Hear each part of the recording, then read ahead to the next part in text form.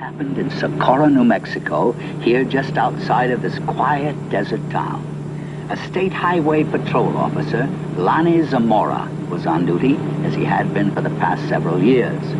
A black Chevrolet was observed, speeding by the courthouse. Zamora put his highway patrol car into pursuit.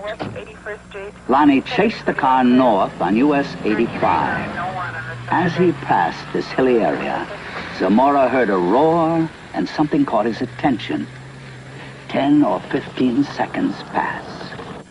Lonnie then calls in to the sheriff's office. The time was about 5:45, I recall, and he said, support to 1044, an accident. And then he said, I'll be 10-6 out of the car, which meant that I was going to be investigating a possible accident. And I went up this road about a half a mile, and then I stopped my car and got out and looked out, and I could see a white looking object in the distance. I thought it was an overturned car at first, but I got into my patrol car and went up closer to it, and when I started to get out of the car, I heard a big roar.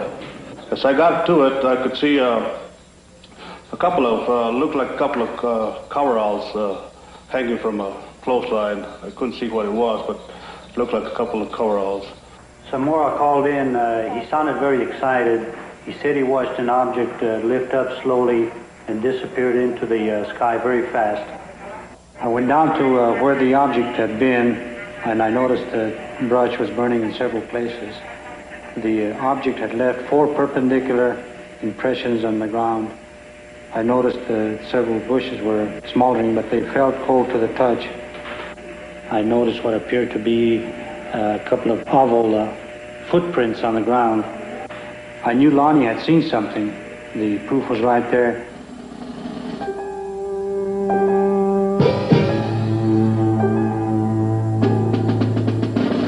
The incident was very interesting, to say the least. It seems to differ from practically all the earlier cases we investigated from one standpoint. The vehicle had left pod marks.